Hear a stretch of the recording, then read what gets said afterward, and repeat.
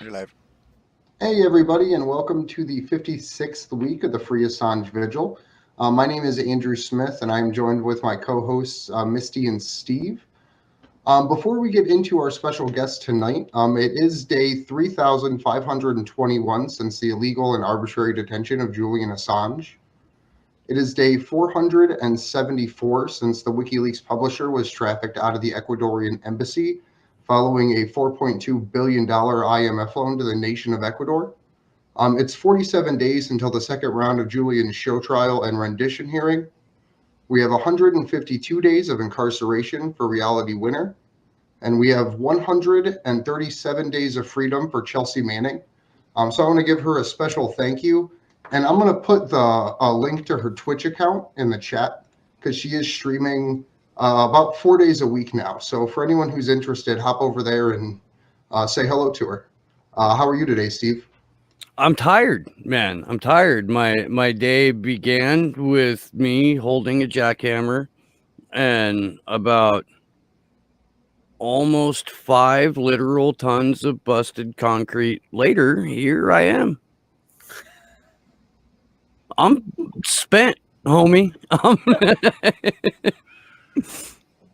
Sounds like an amazing day, dude. Woohoo! No, so like my hands are still shaking. I don't have the palsies. I don't. If it looks like it tonight, let me apologize in advance. I can still hear it in my. So and if I do this like a few times, my ears are ringing. They are. So for everybody out there who isn't aware, we do have a GoFundMe up right now because we are fundraising for the DC protests starting September 7th in Washington, DC. So I'm going to put that link up in chat for everyone if you could help us circulate it. We are going to be starting to release our actual schedule here in the next week or so with the actual planned dates and times and locations for everything. So I really look forward to working with the group to finalize that and put all that out there. So I'm dropping that link in chat for everybody now. Thank you very much for helping us get to DC. We really appreciate everyone that's contributed so far and everyone that helps us circulate the link to keep getting the word out there. Do we have a call to action for the week, Andrew? We do. This week's call to action, it's pretty simple. It's inspired by what happened in Melbourne in the beginning of July, where tons of city councils in Australia, starting with Melbourne, actually spoke up in favor of Julian Assange. So I put a little draft template letter that everyone can send out to their local city councils, as well as a PDF download link to the motion that the city of Melbourne put forward, as well as the news article that outlines the different cities throughout Australia that have now come forward and supported Julian. So the hope is to get local government officials involved simply because it will raise awareness if a motion is put forward, regardless if it's accepted or not by the council. Simply getting it on the docket and having it be something they have to discuss is a really powerful thing to be able to do. So without any further delay, it's my pleasure to introduce our guest. And before I do that, real quick, I got to give a big thank you to Ron Placone, who helped make this possible. Ron, of course, friend of the show and my friend in real life. He was kind enough to put me in touch with our guest, Ed. So I'm really stoked for this. A phenomenal singer, songwriter, performer, activist, David Rovics. How are you this evening? Doing good, Steve. Thank you. Glad to be with you. Are you in Southern California too, then? No, I'm in the Santa Cruz Mountains. Yeah. So still in California anyway. That's much nicer this time of year, especially unless it's on fire. Yeah, and knock some wood. We haven't burned yet. But it's still early. Yep. But no, Ron's actually come here to Boulder Creek to do stand up before the lockdown hit and everything. I was doing my show at a recording studio in town, and it's a big enough space to where we were able to pack like 40 or 50 people in there for a stand-up show. Nice. Would like to do that again, you know, if they ever let us out. Yeah. We had it queued up. We just kind of ran out of time to play it before the show, but you recently, or a little while ago, wrote a song for Julian Assange and wound up shooting the video in front of Belmarsh. Did I have that right? Yeah, that's true. And I've actually written a song about all of the political prisoners you've mentioned, I think, in the past few minutes. Reality Winner and Chelsea Manning and Julian Assange. But the song for Julian has the best video, and it was we filmed it right in front of Belmarsh, and I just wrote the song before. Well, I had met the filmmaker before at outside the Ecuadorian embassy, and then when I was back in London, I thought, well, we should do something in front of the prison, and then when he said that we should, then it basically inspired me to write a song, which came out pretty well, I think. I've only been able to ask this question to a couple of other musicians, and I've got different answers both times. But in your opinion, why is there such a blackout from global artists on speaking up for Julian Assange?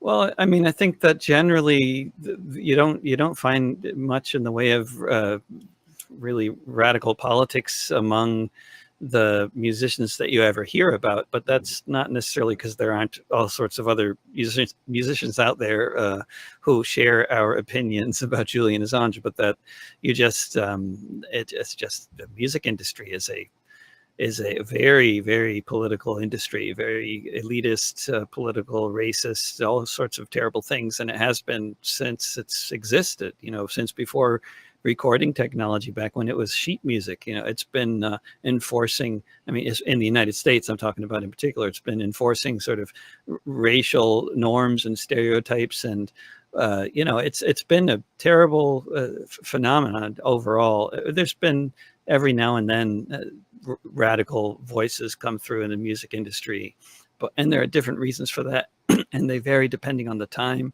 but it's the exception, definitely not the rule. Yeah, I mean, because we've got Jello Biafra right now running around with Trump derangement syndrome. What? But, yeah. I totally missed this. Biafra is supporting Trump? No. He's got like total Trump derangement syndrome in that everything that the dead Kennedys, you know, wrote about, sang about, and screamed about, all of that now didn't happen, and now it's Donald Trump's fault. And it's like, it's hard for me to wrap my head around that.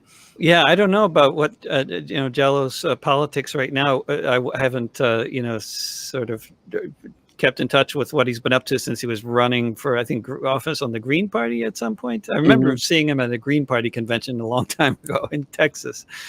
But I totally get where you come from, and I totally agree. And it's a thing with the protests going on as well, with the sort of, and has been forever, with the sort of liberal efforts to sort of usurp radical what might have been, or what were you know, radical efforts, and then they're always trying to drag it into the liberals, the sort of Democratic Party support realm, and sort of neutralize anything really powerful in the movement. And that's kind of the role that liberalism plays in our society and many others. But it's sad when people kind of drink the Kool-Aid and think that they should be spending their time or making much of an effort trying to elect a Democrat like Joe Biden or Hillary Clinton. It's just a ridiculous way to waste your time, I think, and this is far more useful things to do.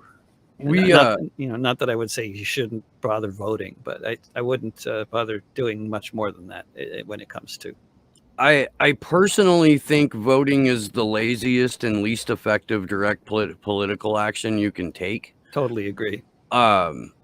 we were at lunch today, and for whatever reason, the bartender had Joe Biden on, and he was giving a speech, and like so I don't drink anymore, but I eat lunch at a bar because they have cheap street tacos, and it's wonderful. And like the entire lunch crowd is, people who just, you couldn't get more blue collar or no collar, and Joe Biden isn't winning over anyone at Henfling's famous Roadhouse and Hell's Angels stopover. But they were like, does this guy know where he is? Is anybody voting for this? Does anybody know anybody that's voting for this guy? Right. It just seems like he's on another planet. Absolutely. Like, if I had instant grits in my head where my brains used to be, my family would put me away. They would make sure that I got the help that I needed, and then they would go and live their lives. But here we've got not one but two presidential candidates who are operating in much thinner oxygen than we are.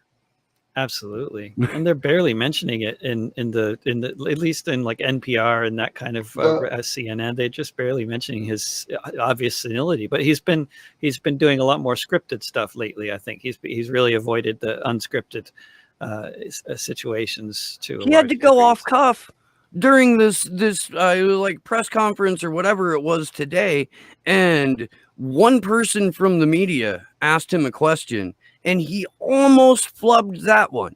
Wow. Yeah. And it's like, you've been shot full of the best Alzheimer's drugs money can buy. You're probably on adrenochrome and cocaine and a bunch of other things too. And you still can't manage. Right. And straight. still can't. They're like pitching him. They're not even pitching him softballs. They're walking the tee out. They're putting the ball on the tee. And they're holding the bat with him, and he's still missing. Like it is absolutely mind-boggling. Trump real quick actually just started running YouTube videos that are literally just fail clips of Joe Biden, and then the end just says Trump 2020. Like they started coming up all across like YouTube. Yeah. Wow. Because that market's so cheap now, because everyone's been so demonetized that throwing $1 million into the alternative media space on YouTube gets you absolutely everywhere, to the point that you're seeing Trump run videos. It's literally a 5-second video of someone breaking into an old lady's house, and she calls the police, and it's like, oh, you've reached the voicemail of the police. Unfortunately, we've been defunded. Please leave a message. And it just says Trump 2020. Like, it's the craziest thing that they're Could like be ad campaigning. Good time for an ad. Sorry. Can we just forget the whole grits for brains aspect and acknowledge the fact that the Democratic Party just shot down every popular policy position imaginable? Like, they're not even going to give us lip service and include it in the platform. So I mean, forget the fact that Joe Biden has mush for brains. They're running to the right of Donald Trump on a lot of issues. It's insane. It's insane. We have no.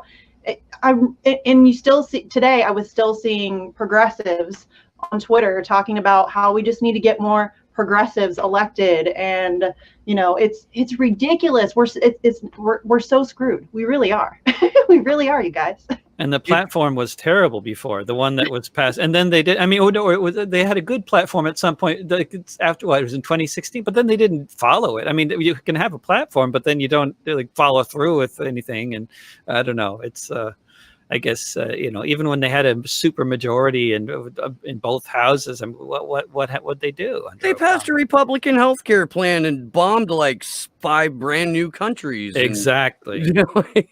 I keep on trying to tell my friends who are progressives, and they're getting fewer and fewer by the day because I keep talking.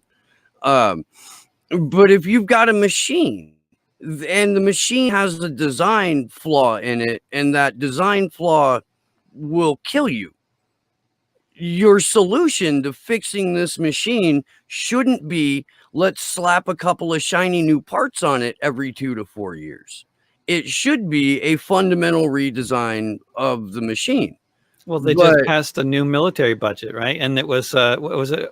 All but 100 members of the Congress voted for it. And my friend Ben Mansky is active with the Green Party. He said, yeah, that's basically, it's saying that there's only 100 members of the Congress who are not part of the war party. Yeah. Yeah. And I think over half of those align more with like the Libertarian Party than they do the Democratic Party. They just don't. Yes, they don't see the point in spending money on overseas adventurism when we've got people to exploit here at home. Right, the Rand Pauls of the party. Yes. Wow, it's cynical tonight, guys. I'm sorry. I'm just trying to pivot the conversation a little bit. I really would like to play the video that you made because I found it really, really moving. Even like just the beautifully written words aside, the imagery of Belmarsh in and of itself was really, really powerful. So that was really well done. And if Josh could get that pulled up, I'd like to play it for everybody here. All right, mute people.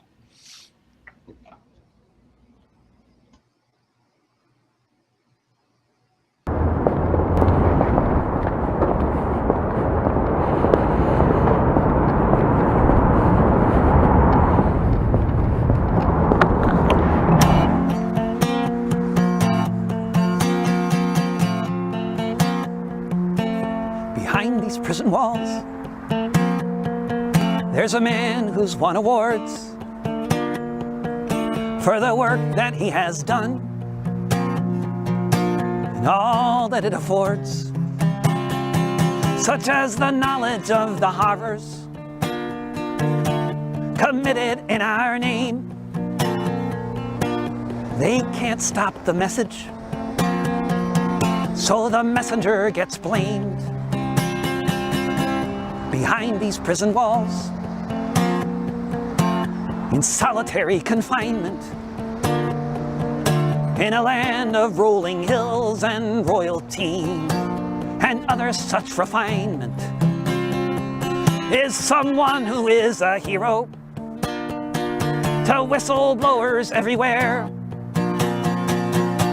who help them tell the world of the crimes of Tony Blair. Behind these prison walls, you will find a mortal man.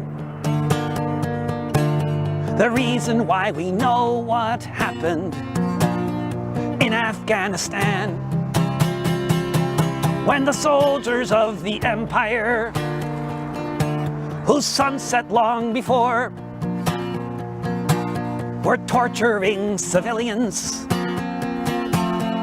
in their terror war. Behind these prison walls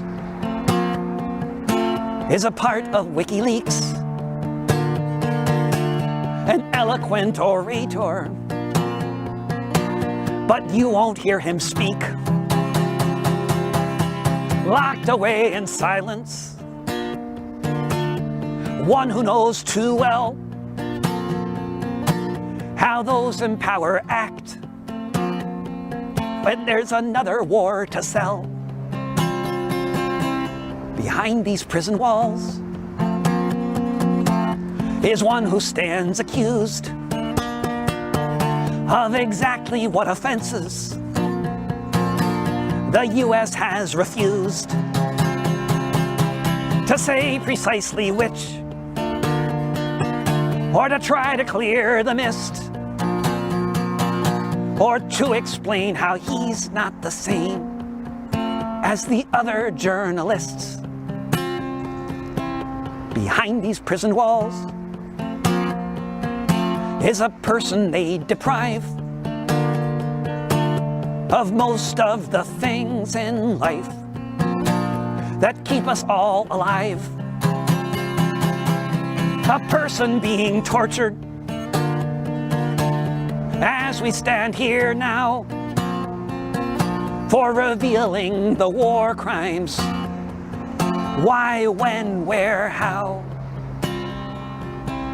Behind these prison walls, our very right to be informed of what the hell is going on is the teacup in this storm.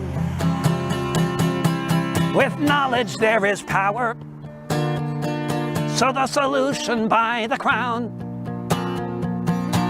A 24-hour-a-day indefinite lockdown behind these prison walls.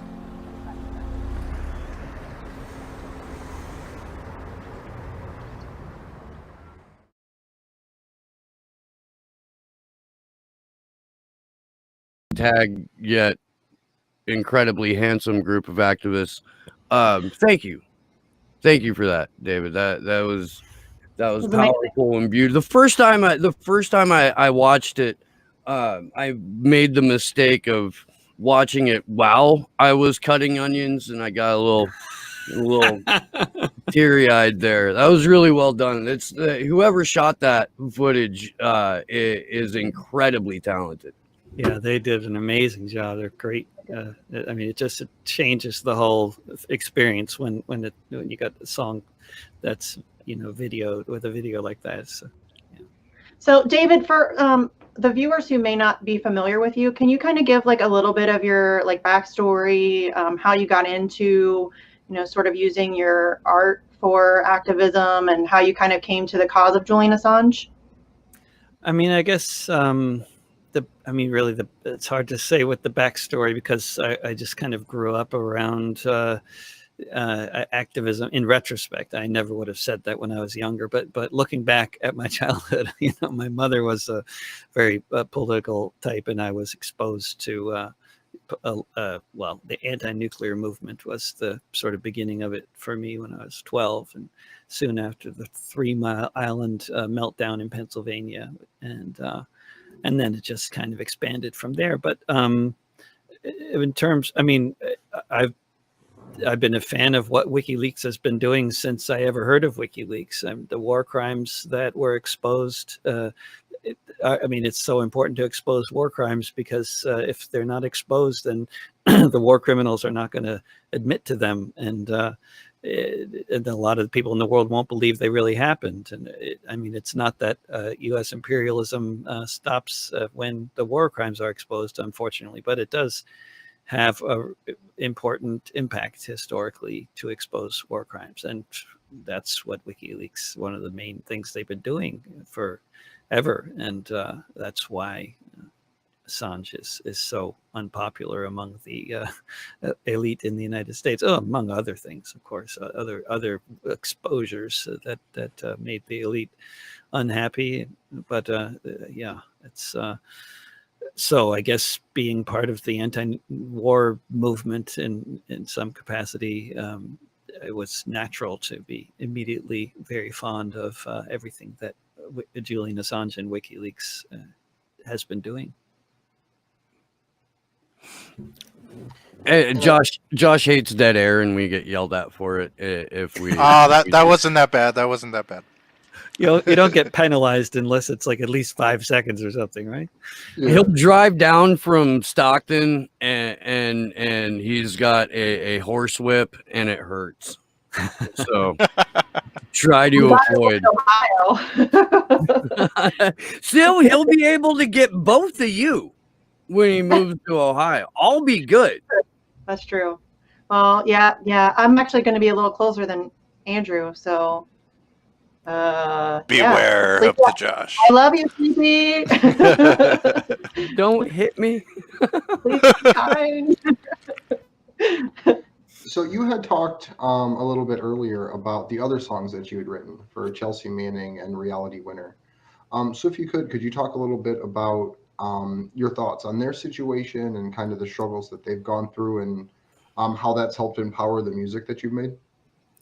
Well, it's just horrendous what they've gone through. I mean, they should both be receiving all sorts of awards, not only in the U.S. but in many other countries. But they would be if they weren't in prison, or in whatever the situation, however you characterize Chelsea's situation, in and out of prison, constantly persecuted by the state.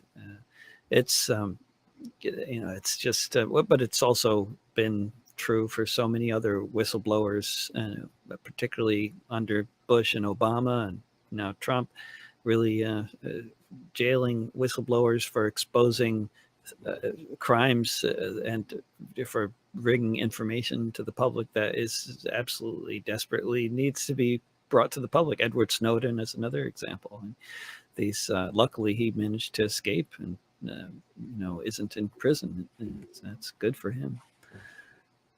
But it's I mean, I wouldn't say that these, I wouldn't use the word empower to describe the impact of these folks getting persecuted for my music, but I certainly, there's no shortage of material. But really, I mean, coming at it from a perspective of a songwriter, there is way, way, way too much material. And to write a good song, I mean, I think it's pointless to write a bad song about something. So I pretty much don't, put out the ones that, unless I think they're good. But there are so many other people that should have many songs written about them for whatever good that might do. Sleepy's gonna freak out, y'all. I was muted. I'm sorry. I was trying too, to be sorry. quiet, trying to do a promotional tweet about this show, and I'll read the chat. Sorry, guys. You're right, David. But I as you'd mentioned earlier, with the music industry being incredibly corporate, being incredibly racist, being incredibly elitist, bad music makes its way into the ears of the public way more often than good music, even with the internet, even with the ability for people to build their music catalog without ever having to step foot into a commercial record store. Not that record stores exist anymore, but I'm in my 40s, so that's what I call them. You can fuck off. I had an underground hip hop legend, R.A. the Rugged Man, on my show. And I asked him, I was like, why don't we see more, protest music? Why don't we see more activism, especially in hip hop? And he told me, social media determines whether or not you're a success, and social media pays attention to what is trending. So if you are not constantly putting out bullshit tracks about what was trending on Twitter or what people are arguing about on Instagram, you don't get to build your following. And considered himself incredibly fortunate that he had started his career in the late 80s, and this was all pre social media bubble, pre algorithmic censorship, pre social media is very little more than a news aggregator and sort of channeler of groupthink. Is that something that you feel too, or is that an accurate statement for like across genres? Well, yeah, it is. Everything you just said applies to all genres, I think. But basically, I would say that it really that there's we need to differentiate between what kinds of bad we're talking about when we're talking about bad music, because there's the kind of bad music that's just like the kind of bad music I was talking about is just like a badly written song. But the kind of bad music that gets circulated by the music industry is very well polished, and those videos you're talking about, whether it's hip hop or pop or whatever kind of popular genre, country, whatever, those videos you're talking about are like 3-5 camera shoots with that are recorded in a studio and then over done over to make it look like it was live and all this, and they got people flying around in helicopters. I mean, it's a big operation. And it's pretty obviously a big operation when you watch the videos and when you listen to the songs that are popular on the radio. You can hear, if you've done much recording, you can hear that there were producers, engineers, and musicians agonizing over every half second of that. Not one note went by, not one note came out of that synthesizer that was not agonized over by a producer. And who knows how much time went into it. I mean, I feel for them, because I mean, they are producing technically amazing stuff, and they're doing amazing work in Los Angeles and Nashville and New York, making all these videos and all this music. But the content, unfortunately, is rarely anything. Rarely speaks to the current moment historically, or to politics, or to social movements. It rarely does, and that's intentional. That's the way the industry wants it. That's how it's run, and that's what so many of these artists, when we're talking about so many genres, they're not recording their own music, and which is nothing wrong with that, but they're being pitched, that there's being told what to sing by record labels who give them the material that they're doing, and they're not going to be letting in some kind of political material unless it's like a moment like this. Like, I'm sure there's going to be a little bit of stuff around Black Lives Matter that will has already made its way into the pop charts. They'll let that kind of stuff in now and then. Like in the 60s, they let Bob Dylan become, I mean, it happens, but sometimes it happens just like as a complete accident, like the way Rage Against the Machine got famous. I mean, that was an ingenious little bunch of maneuvers on their part, and then the record industry goes with it, or other artists that start out not being quite so radical, and then they kind of drift uncomfortably to the left, and the record industry sticks with them, like Springsteen. But you can see, like, did they promote Ghost of Tom Joad? No. I mean, that was one of his probably his best album, I'd say, ever, in terms and one of Rage Against the Machine's best covers. Oh, absolutely. Tom Morello does that brilliantly. When I was in high school, my senior year, I was in the theater department, and I was Tom Joad in The Grapes of Wrath. And so every single night we did that show, my theater teacher, a guy named Ron Clark, who he's not with us anymore, but I still have love for that guy. But every single, the intro and the outro and the intermission was Ghost of Tom Joad. And so when Rage came out with that cover album and I heard their version of it, I was like, oh, thank God, it's out of my head now. Yeah, finally, another version, definitely. You needed that. Yes. I've been in a lot of bands, and some of them were even fairly well rehearsed, but I can't imagine agonizing over nanoseconds of a composition, especially if you're putting it all together electronically. Like, that's just so far out of my milieu. I'm a freaking banjo picker, man, like mandolin player. This is just not the world that I live in.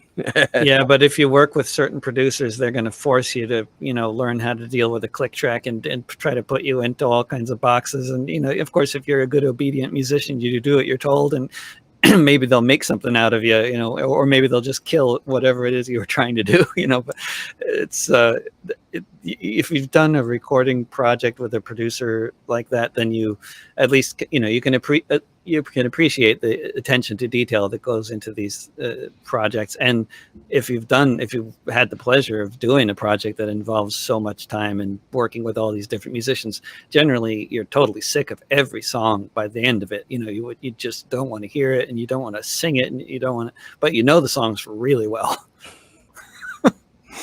I think the like, call it hyper manufactured state of the music industry is kind of just a parallel for what we as a society are living through at large, which is essentially that the idea of collective lying, where like everyone listens to that and they think that person did so good making and then editing and then releasing all their own music, when that's not the case. And everyone knows that there's this multi-billion-dollar operation designed to capture your attention.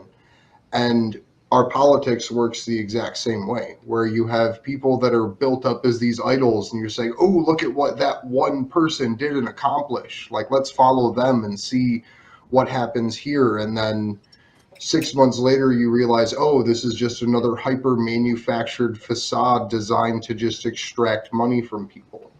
Absolutely. I mean, you realize with politics and with Hollywood and with the music industry, if you look into it, not only like it's so much of it is hereditary. I mean, these are people whose parents were pop stars, literally, or whose parents were Hollywood directors.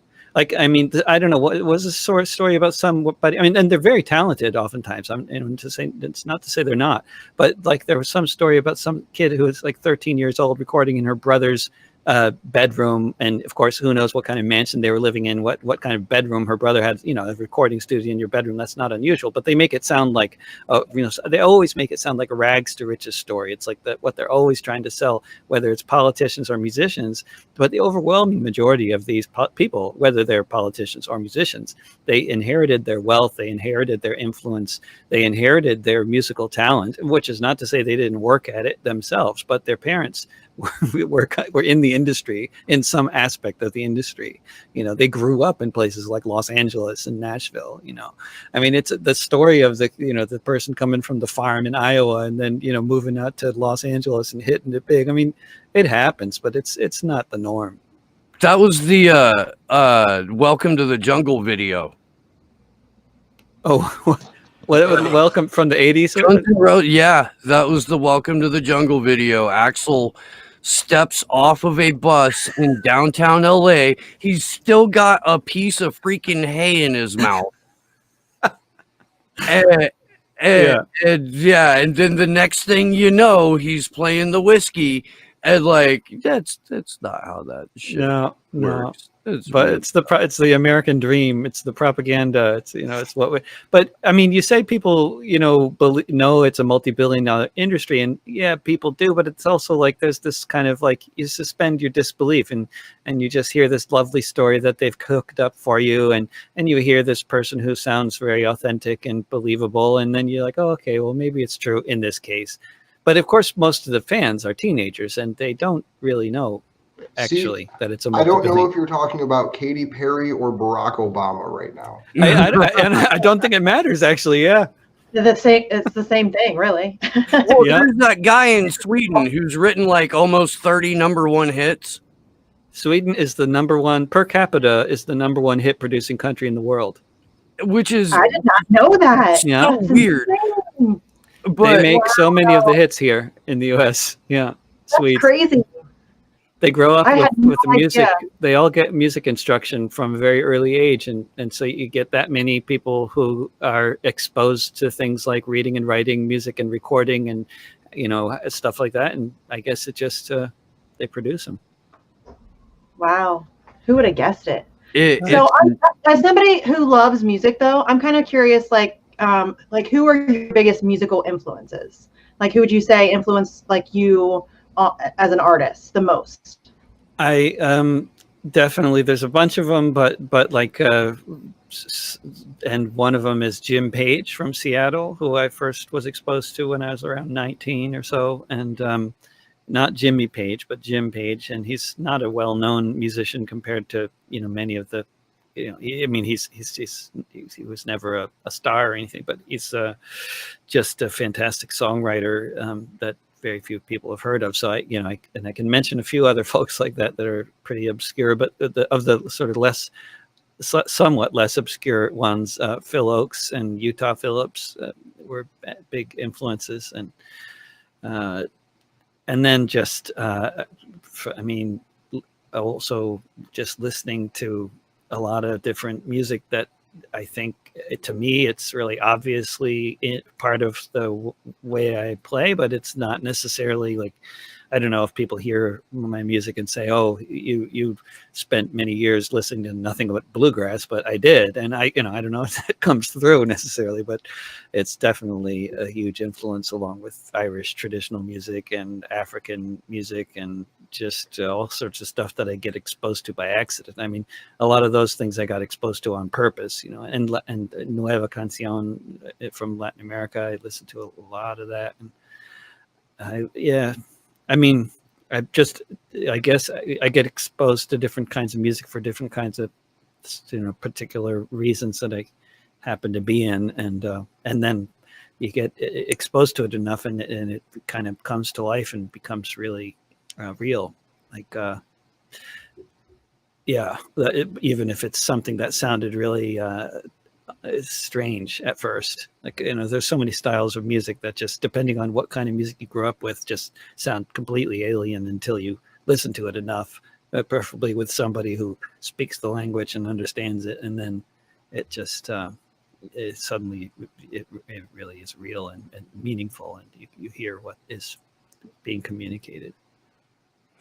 And if you guys are for everyone watching right now, I want to go and recommend one of David's songs. It's called "I'm a Better Anarchist Than You." I think it's one of the first songs of yours that I heard that I was like, God, it's been close to 15 years now. It must be. I think I think 2008 maybe. I think was when I first wrote it. But it's I about fell off my fucking chair laughing.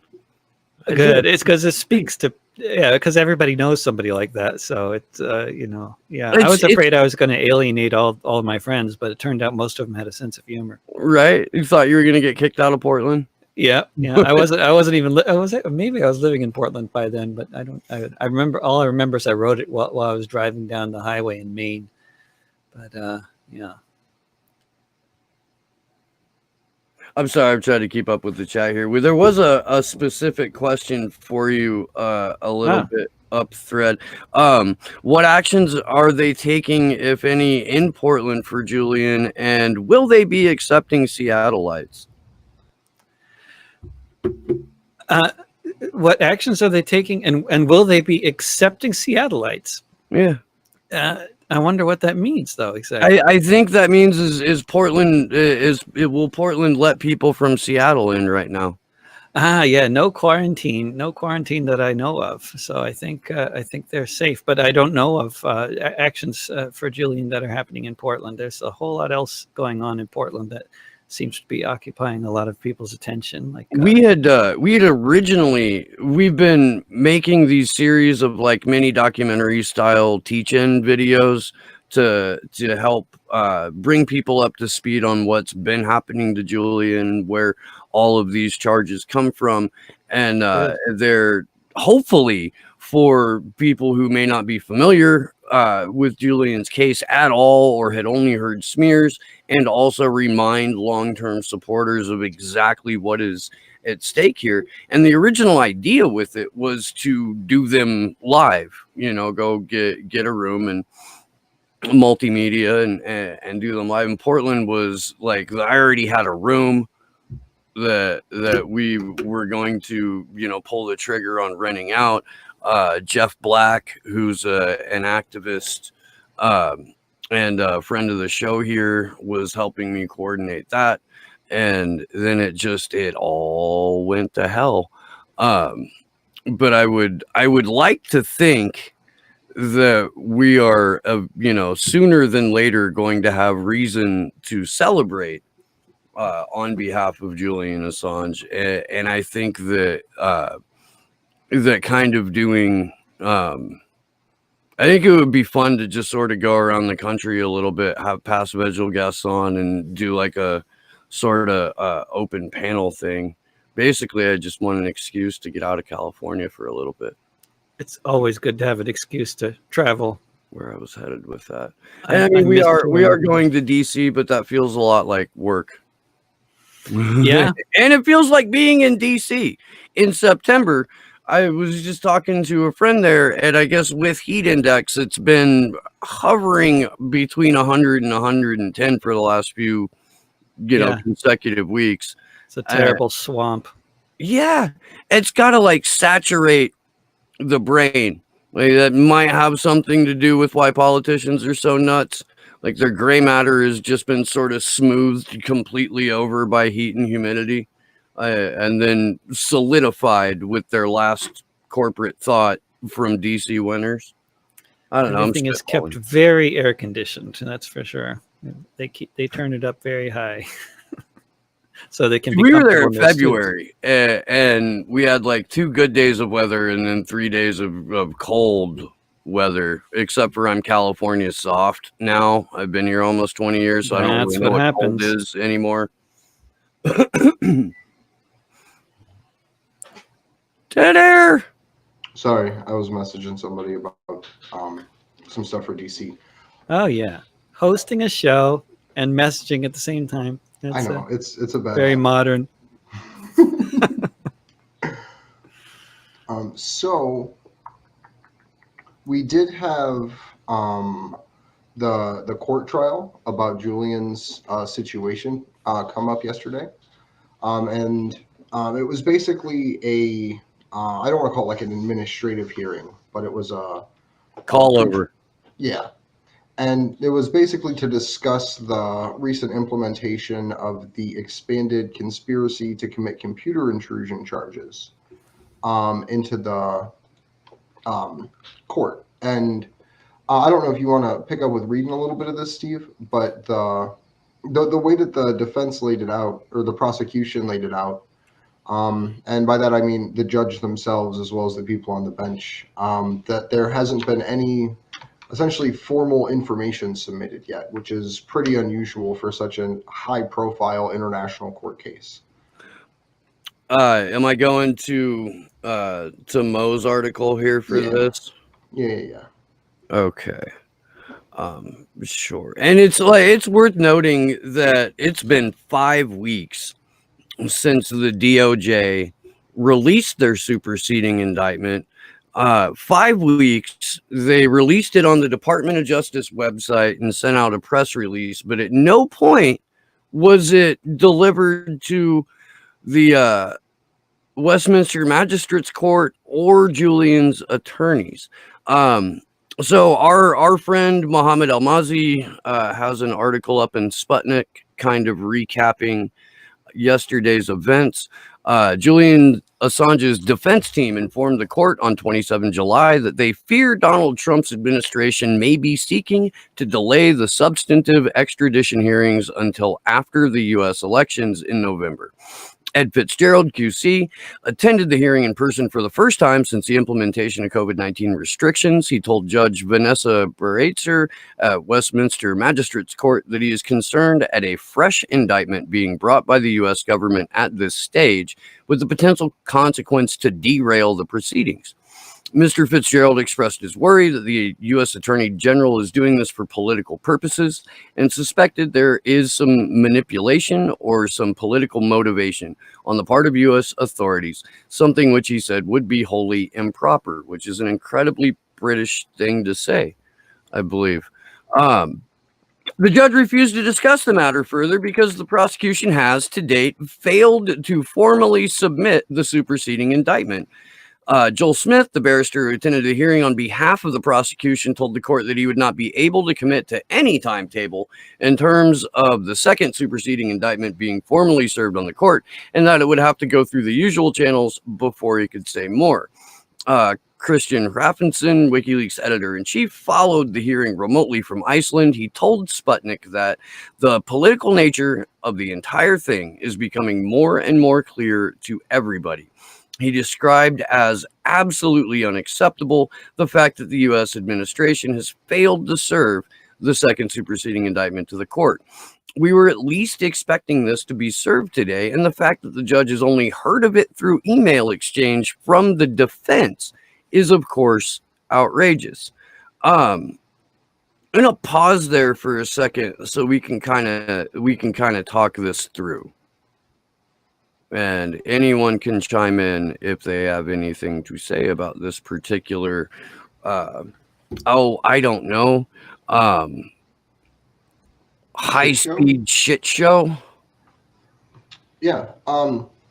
The fact that they're basically saying, well, we can't discuss this, even though it's been public, even though it's been circulating across news outlets for those that'll carry it as a way to smear Julian, but they're not going to discuss it in court. To the point that they literally have to argue, like, you're holding us up intentionally. Like, this hasn't been entered in so we can actually see the evidence at this point. So I think it's a really heinous way to try to delay a trial for a man that's already spent a decade at this point in some form of solitary confinement.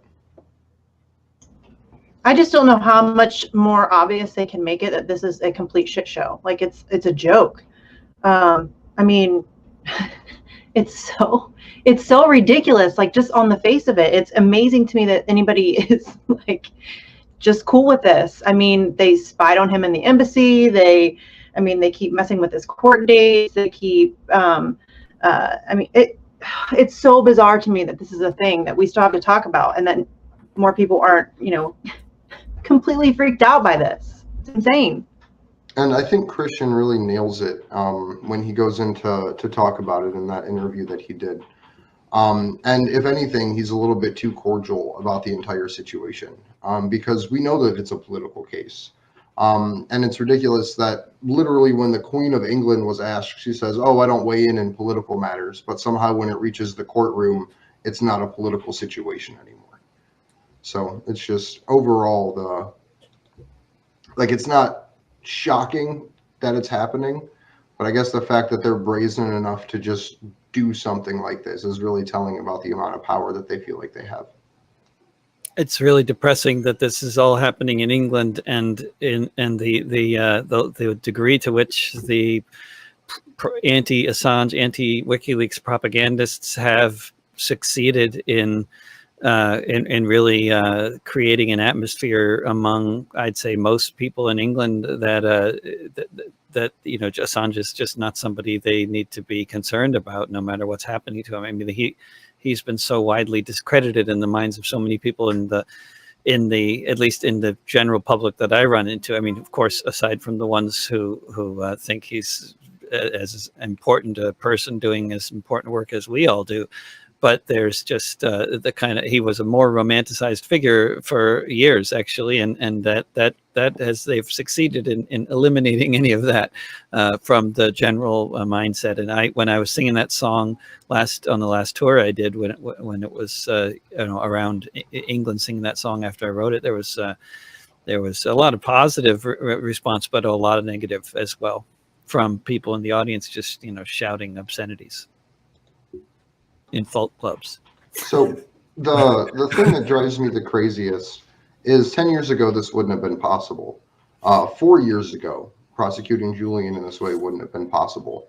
It's just been after this last round of hardcore propaganda pushes, hardcore divide and conquers, and then the internet censorship that locks people into corners so they don't even really get exposed to this information.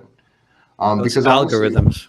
Yeah, it's crazy because most people who are supportive of Julian don't even really know what's going on with his situation or with his trial.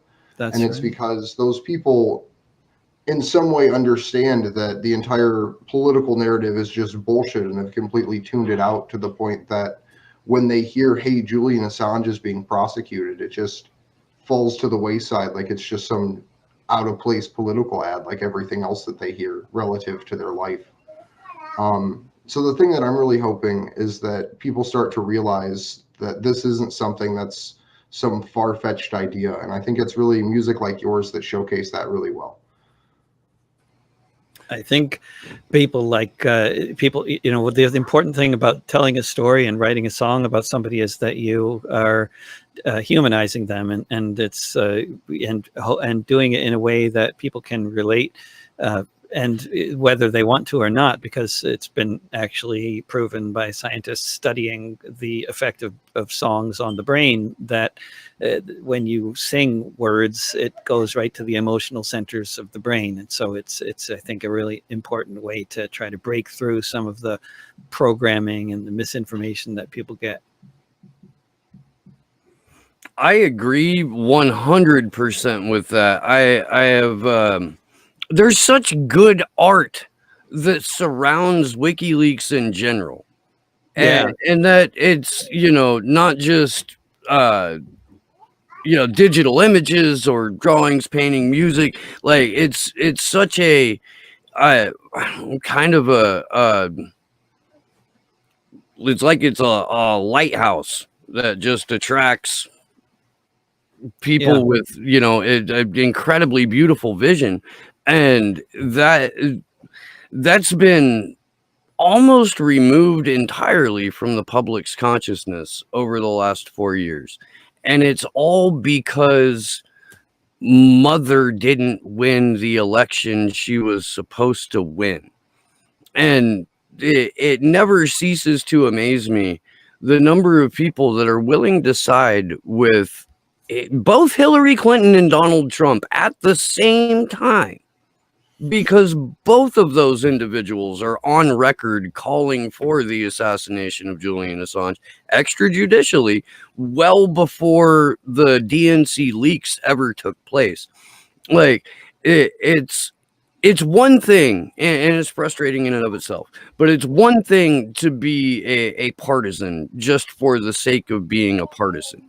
But when you are intentionally, willingly supporting the persecution and torture of Julian Assange and the potential death of investigative journalism going forward, like, and you think you're a Democrat, you couldn't be doing Donald Trump's work for him more if he paid you.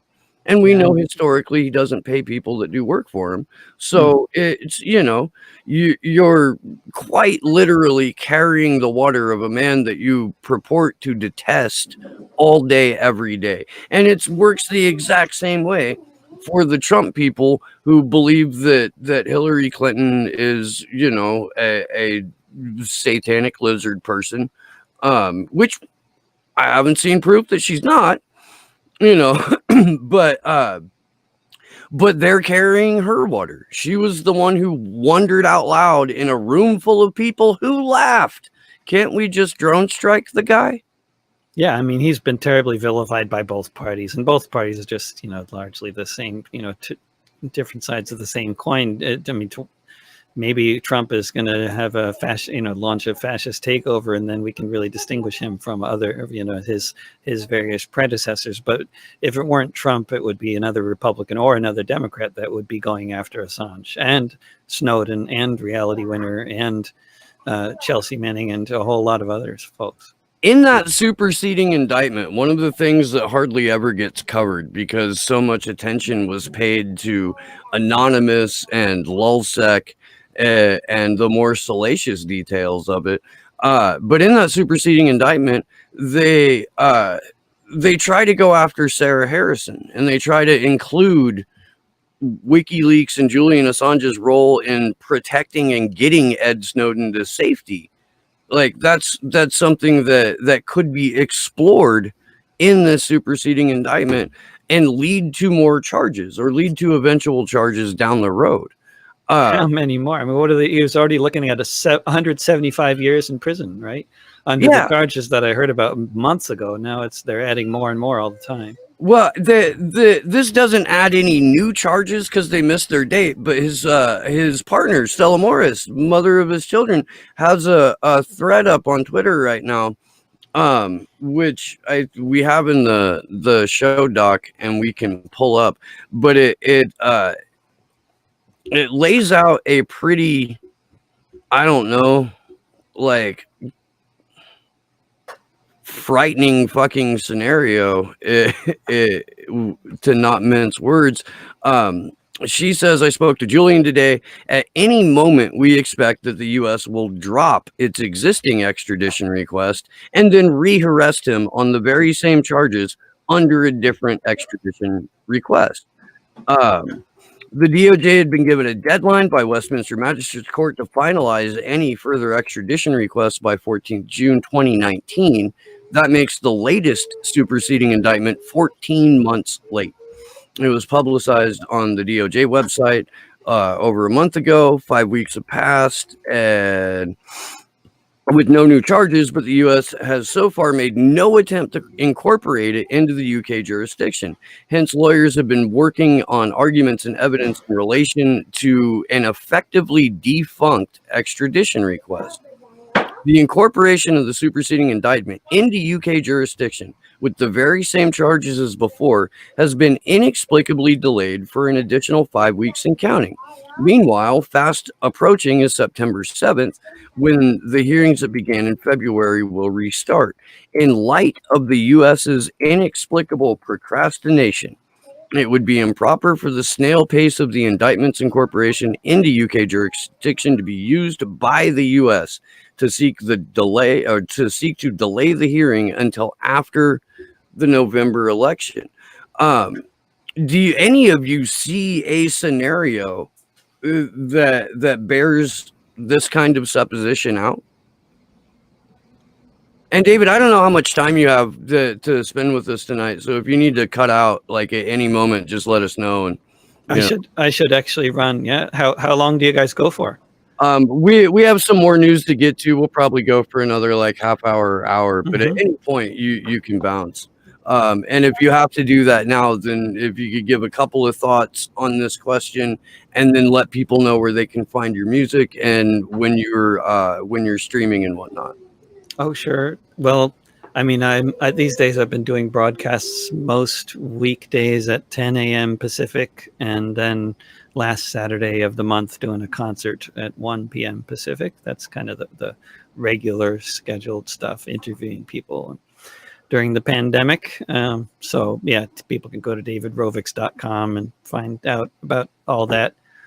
But I think ultimately, I mean, the last thing I would say before taking off about Julian is that I mean, all the legal stuff, all the court stuff, whether we're talking about England, Sweden, or the United States, it's these courts are just political instruments, and they just make up whatever nonsense they're going to make up about people that they want to go after, and they'll find charges to press against people and reasons that they can be extradited even when they shouldn't be, and all sorts of stuff. And the only thing that's ultimately going to actually stop this machine from doing its from operating is a mass movement. And we need tens of thousands of people in the streets on a regular basis to make the point that Julian Assange is a political prisoner and should be given a Nobel Prize rather than a 175-year prison sentence. And if there was that kind of movement, then the court decisions would suddenly start changing, and suddenly the laws would start changing, and they'd pretend that they were doing it because of the sound legal traditions in Britain or the US or whatever, and that's just a bunch of bullshit. They'd be doing it for the same reason that they're doing it now, because it's all political. But thanks a lot for having me on, and I'll hope to talk to you again soon. Yeah, absolutely. Really thank you so much. It's been great, and I know there were folks when we announced the show that you were going to be on that were really looking forward to seeing you. So yeah, thank you very much. And hopefully before we go to DC, time permitting, I can get you on my show, Slow News Day. Oh yeah, absolutely. Love Hell to. Yeah. We're not having any of those slow news days anymore. Take care, you guys. I went for the hipster irony in the title of my show. I titled my audio memoir that I finished 2 years ago, Waiting for Something to Happen. So, yeah, something's happening. See ya. Thank you. Take care, David. David Rovics, that was awesome. That guy's rad. That song's awesome. And if you weren't familiar with who David is, he's got a fantastic catalog of songs. And well worth checking out, even aside from the fact that he's a badass Julian Assange supporter. So true.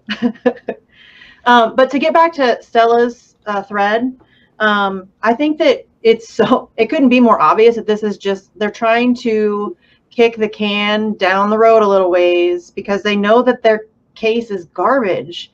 And any exposure that gets, I think they're just trying to put it off and delay it and, try to wear him down. It seems like they're constantly just trying to chip away at his morale, like by everything that they're doing, keeping him in solitary confinement, not giving him his, radio or the laptop that he requested. I mean, all of this gluing down the fucking keys. What is that about, man? Like, how infantile do you have to be? That really is like so stupid. at that point. It's literally just more psychological torture. Yes, and that's what I mean. It's like it seems to me that they're just trying to wear him down. They know that they have the power. They know that they have. He can't fight back. He can't even meet with his lawyers. It's been over 17 weeks since he's seen his lawyers. He's up against the United States government, and he can't even participate in his own defense.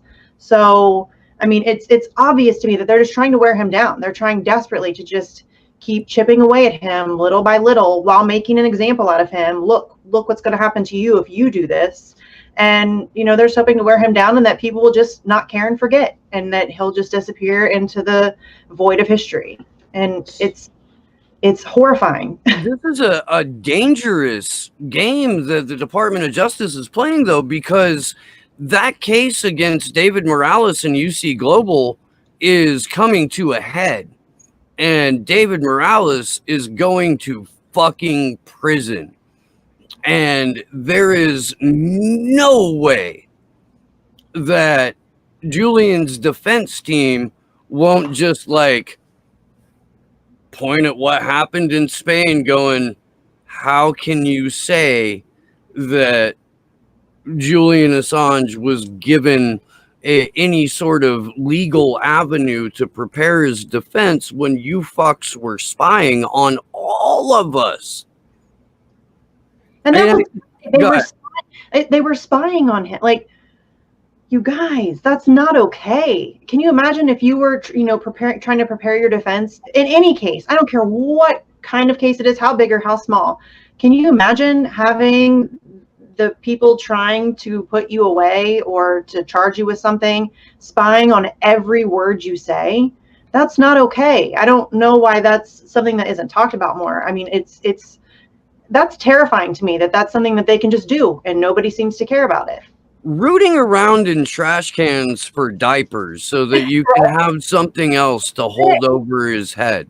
That's sick. I mean, as a mother, when Stella first came out and did her interview and was talking about just as a mom, that's so, I don't even know if I have a word for that. Like the invasion that is, to have somebody trying to steal your child's diaper to persecute your child's father. That's terrifying. That's sick. And I know that it's no big secret that, the United States government is capable of some horrifying shit, but it's so fucked up that nobody cares. It really is. It's really depressing to me that more people aren't. And I know that a lot of it is that a lot of people just don't know, like Steve said earlier. I mean, even people that support Julian don't necessarily know, unless you're, like us, kind of hardcore, really deep into it. I mean, I've talked to people all the time who know who Julian is and they support him, but they have no idea what's going on, like the intricacies and the depths that they've gone to. And I mean, seriously, if you just go back and look over the past 10 years and the lengths that they have gone to and the time, money, energy, and resources they have spent trying to destroy one man, it's kind of incredible. It's really something that I don't know how to get people to recognize how vast it is. You could end homelessness and send everyone in the U.S. to college for 10 years on what they've spent on trying to bring down Julian Assange for publishing. Yeah. Not for war crime. War crimes, y'all. War crimes. I mean, back to the point of before the election, and that they're trying to push this off so it goes later down the road. I think this is a horrible failing of the independent right-wing media. We talk a lot about the independent left-wing media and some elements of the Ron Pauls and different people like that. But as a whole, even right-wing media in general, whether it's the Next News Network, Ron Paul, Destroying the Illusion, what have you, all of these different right-wing truth shows trying to fight the deep state, every single one of them has just completely blown Julian off. I was super impressed with Ron Paul super early on when Julian was taken to prison. Coming out, and he literally was like, don't support Donald Trump if he does this. I'm not telling you who to support, but I'm saying hold your support until Julian Assange is freed.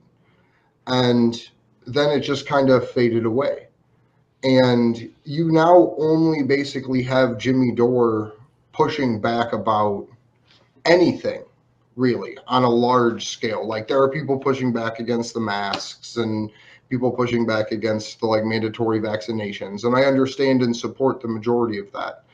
But the idea that that takes precedence over literally losing the entire amount of free speech that we have and not giving the person that you think is coming to save the world the most layup possible thing that he can do, which is sign a piece of paper, which is what he always does, and make a spectacle about setting Julian free and fighting the deep state.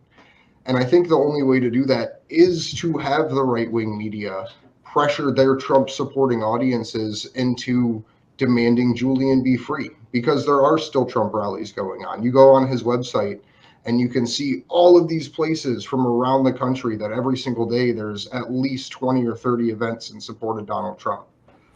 So I think it's a huge failing that the right-wing organizers and platforms aren't demanding on a regular basis that people go to Trump events and to their Trump supporting friends and say, hey, let's make Donald do this for us. Yeah, I mean, that's fair. I do. I don't expect anything out of the Trump administration, but if someone could be bullied by their base, it might be that guy. He's got a thin enough skin and a big enough concern with his legacy that I can at least see equivocating statements being made that any competent press would hold him to account for. And that Alex Jones cast of characters in that sphere, I'm even more disappointed in people like that for not taking a stand for Julian. Because they'll say fluffy words to small groups of people while not streaming on their own channels. But none of them will never go out of the way to have an uncomfortable conversation about what Donald Trump and his administration and everyone's best trusted friend Bill Barr is doing to Julian.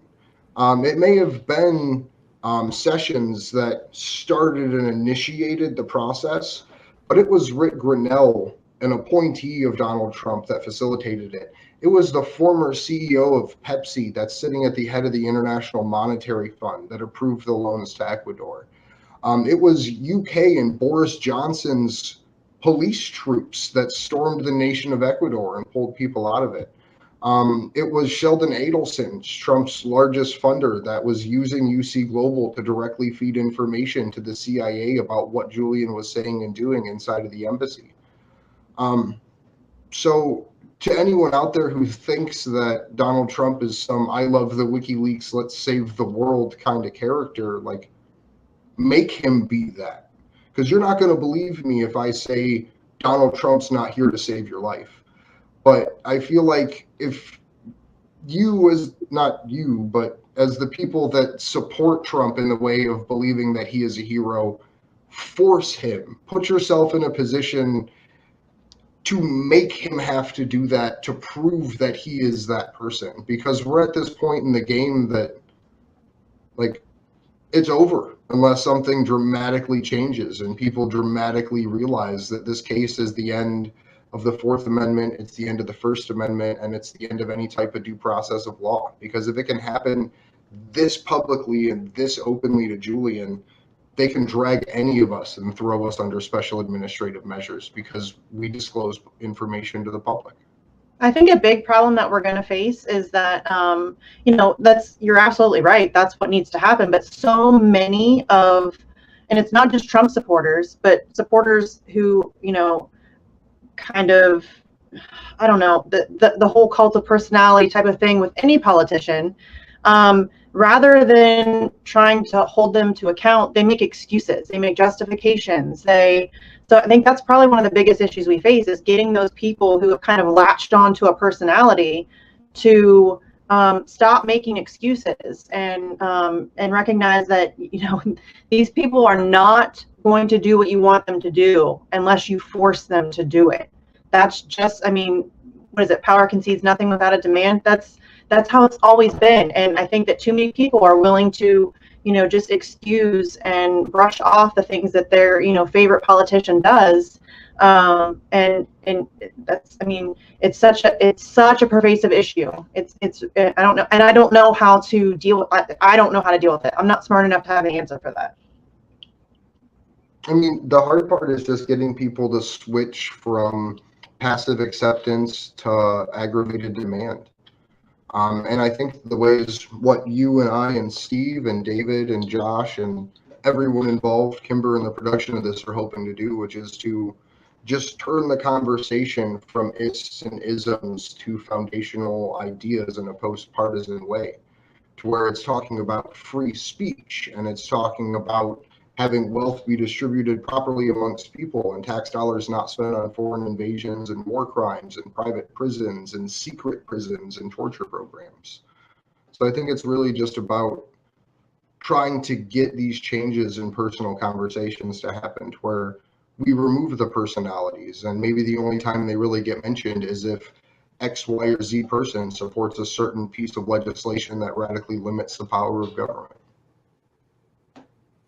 I want to make something perfectly clear, because I do know that we have some Trump supporters that watch this show. Donald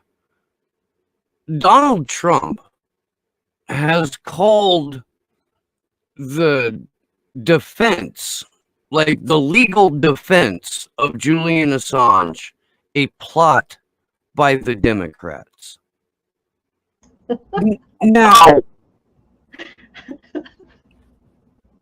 I know you like the guy, okay? I know he's owned the libs for you, and that made you feel good. But what he did was pick up the ball from Barack Obama, and he's now carrying that ball to a supermax prison where he will drop it and leave it alone until it dies. Your boy Donnie is carrying Barack Obama's water. Your boy Donnie is carrying Hillary Clinton's water. Your boy Donnie is doing the work of the cabal willingly, happily.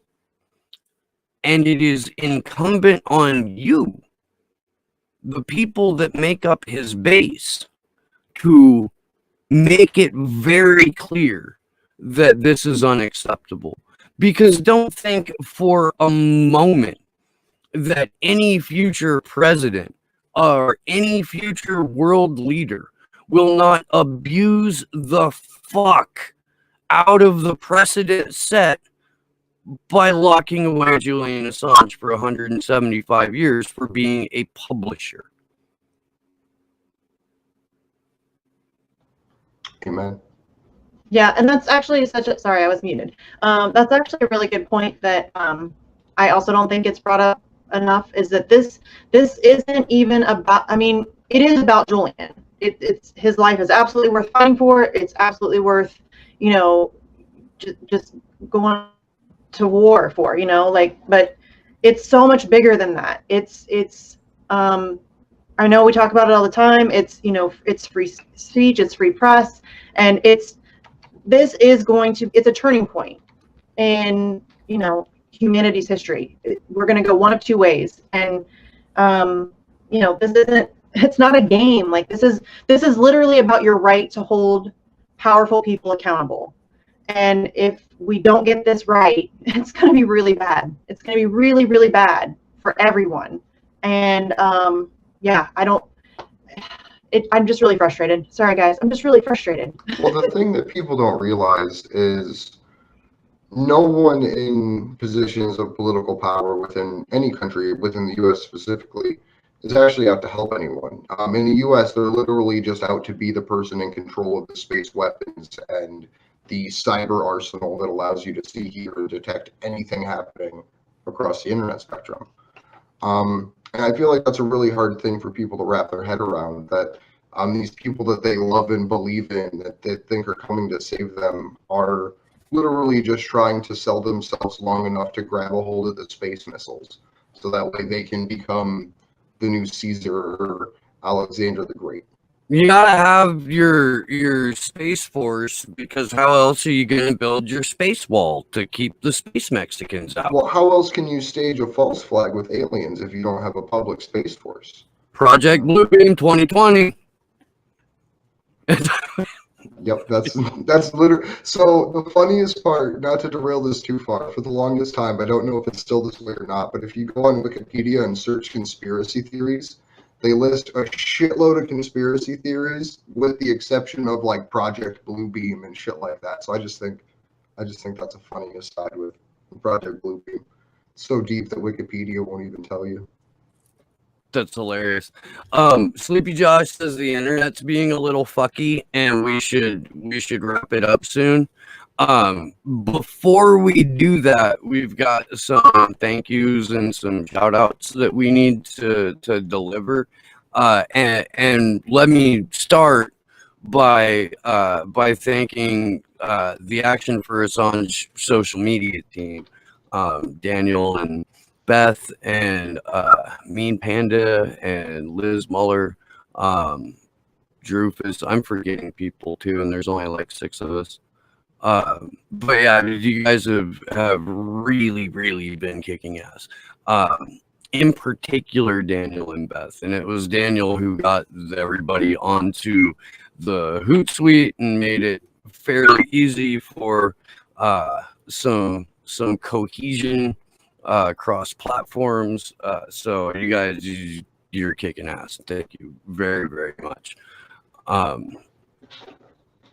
actually want to take a minute before we wrap up here just to give a special shout out again to all the people that have donated to the GoFundMe.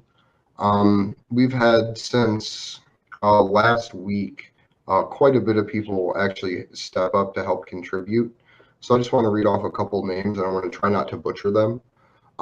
We have Natalie Riviera Scott, who's one of our wonderful organizer friends down in Mexico. We have Michelle Jenkins. We have Rob Rubin. We have Rob Juno, who we truly appreciate. This literally wouldn't be possible without his help. We have Misty, of course. We have Edward West, Sarah Wagner, Kathy Lloyd, Catherine Turrell, Somerset Bean threw in. And then we have a special $666 from the Slow News Day audience's Super Chats. So I want to give a special thank you to them for getting that money contributed over as well. And again, just a big thank you to everyone who's helping us circulate this link and helping us make it happen. We're about $1,000 away now from having housing secured for those whole 3-week period of time during the DC protests. And then everything beyond that's going to additional advertising for the actual event, whether it's billboard trucks, whether it's props for the protest, whether it's helping get other creators there to contribute with us. So I just really look forward to everything that we can get together. And I really thank everybody for chipping in and helping out with this. Yeah, and huge thanks to the Slow News Day audience. You guys, like I try to say it fairly often because you have no idea how fucking much I appreciate you. But I really do have just the best chat crew on the interwebs and the best just overall caliber and quality of people. I've been able to email back and forth with a lot of you, and we've actually met a handful of you. If you find yourself in Santa Cruz, California, fucking hit me up, dude. We'll burn one. Go fucking make fun of tourists, even though if you come visit me, you would be a tourist. So we can make fun of you together.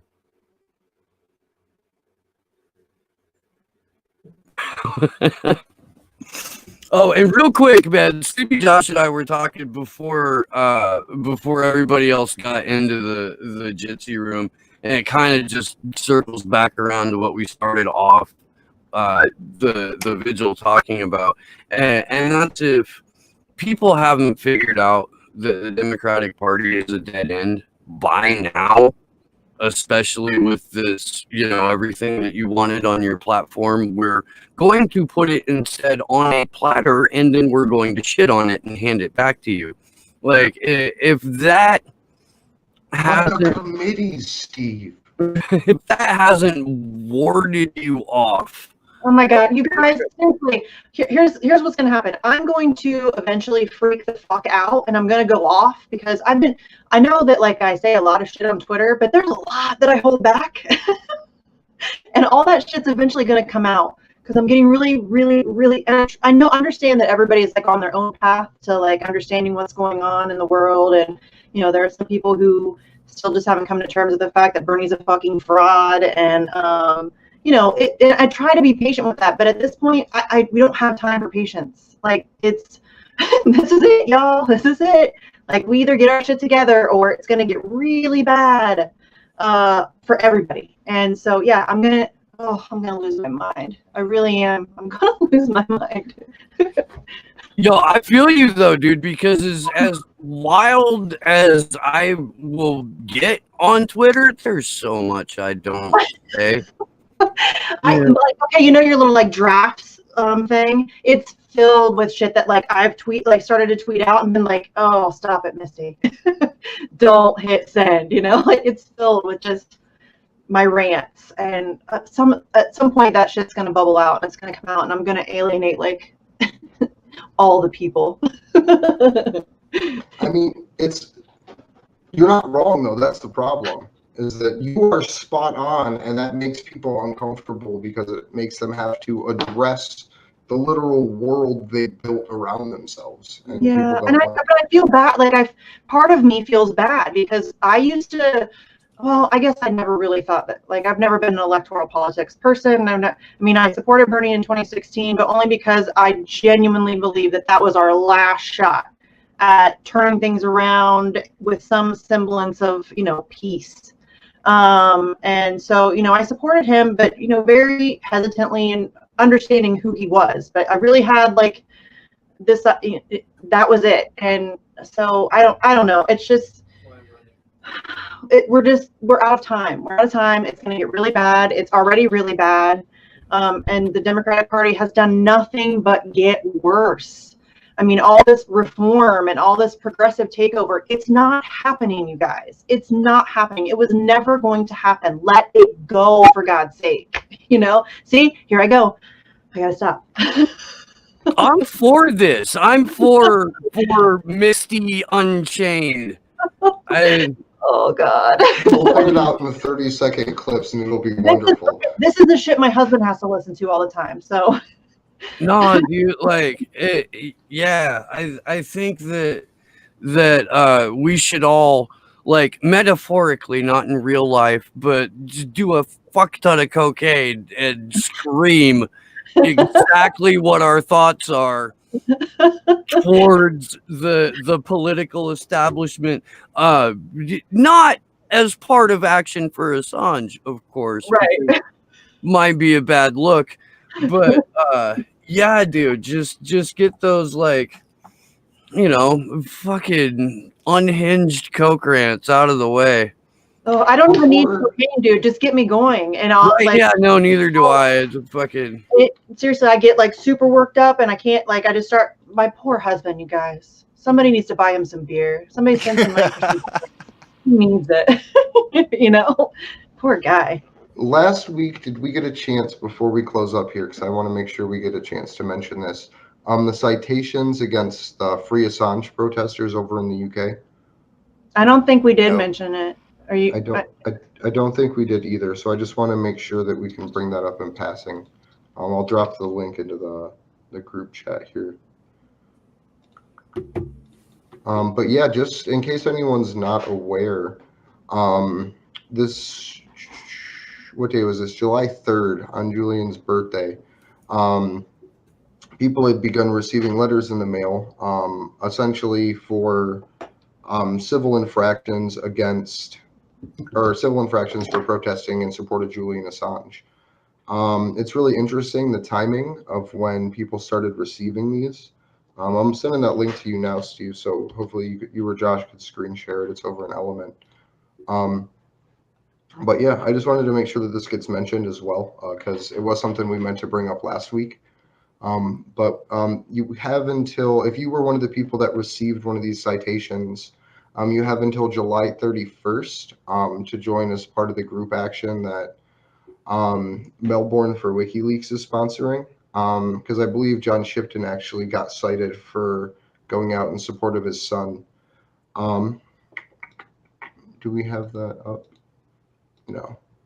Okay, but either way, I'll put that link in chat just for people to see and circulate, and just kind of just to show other people what's going on in the state of what's happening over in the UK as far as protest goes.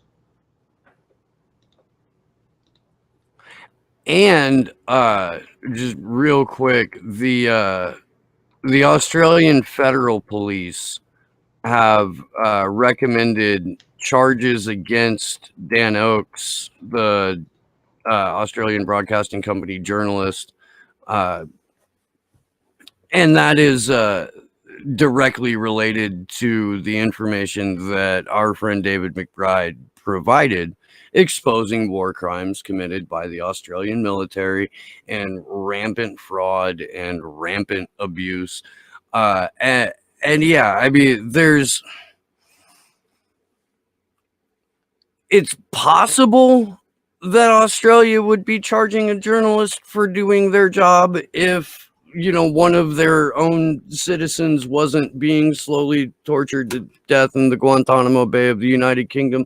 But it's open season on journalists and has been just unabated since April 11th of last year, when, you know, the